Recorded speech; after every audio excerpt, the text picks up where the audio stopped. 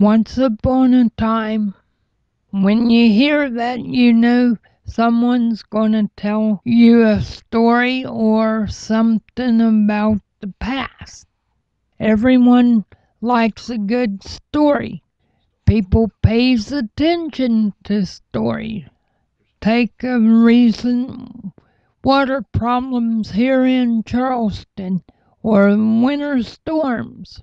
They happen, and that's a fact. What's important is their stories, way they affected people. People told stories about how they dealt with problems, and other people paid attention. Then changes was made. Same is true in our everyday life. Way to make changes is start tell your story. Your story is the first step to really getting someone's attention. You don't know who that story will reach. Who here today knows tomorrow your story will make a difference? You might say to yourself, my story is not important, but all stories are important. And in the next few minutes, I would like to relate some of my stories while I've been in self-advocacy. If I hadn't told my story to people, my problems wouldn't be solved today. One of the issues of my job, I've got to travel all over the state for my job. And I did not have reliable transportation, or the agency that provides me with a job coach could not furnish me a van to do it. And I needed reliable transportation. So I called David and Jan Lily Stewart, told me that DRS was buying vans for people that had jobs. DRS is short for Division of Rehab Services. So I was at a joint meeting between the State Rehabilitation Council and the State Independent Living Council, and we broke for lunch, and who would happen to sit down at my table but the director of the rehabilitation, Debbie Lovely. And we got to talking, and I just happened to remember the conversation between me and Jan and David.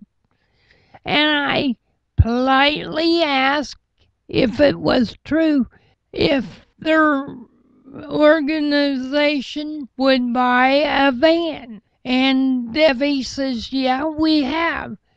And she told me the steps to take.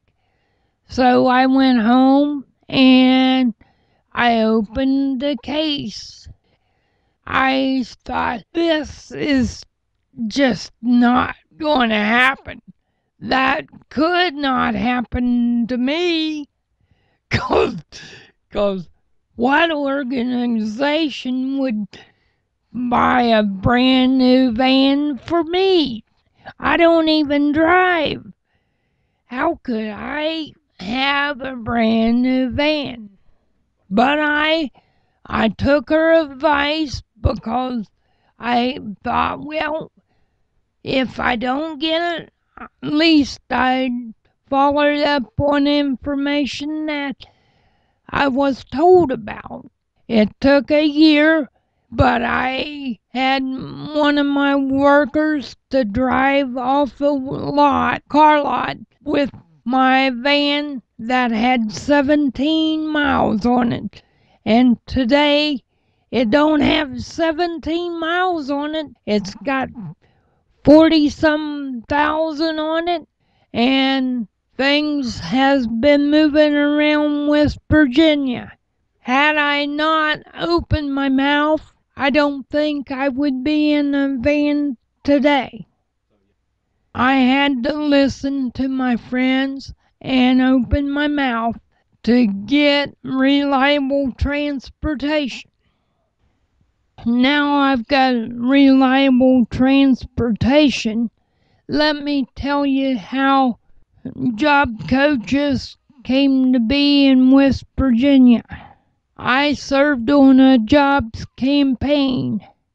Early 90s, jobs campaign was trying to get some more support for supported employment so people with disabilities could work out in the community.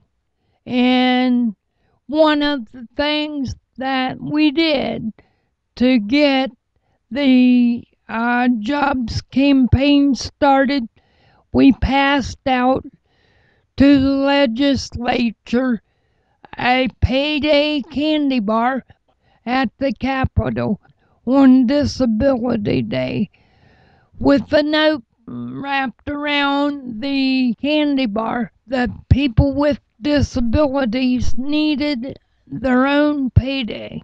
And today, I'm proud to say I'm one of the few that's got a job coach, and I go out every morning to a job to pay bills and pay taxes like everyone else.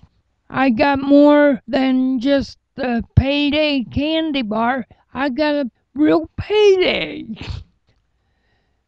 Let me tell you about the way that we got the supports to live in the community.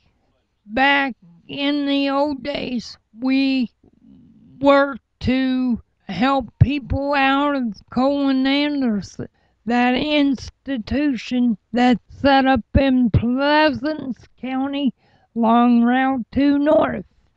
Again, Disability Advocacy Days. We passed out coffee mugs with "No Place Like Home." It had a picture of the house. It had just what I said, no place like home. I told my story about living independently in my own apartment, not knowing that this would help people get out of Colin Anderson. And today we've got agencies supporting people living in the community. These few things that I've spoke about is just an example of things that we can do when we tell our story. If no one would have raised their voice and spoke up, would Colin Anderson been closed? Would we have job coaches? Would I have a van to travel and do my job? Or would I have a payday that I earned?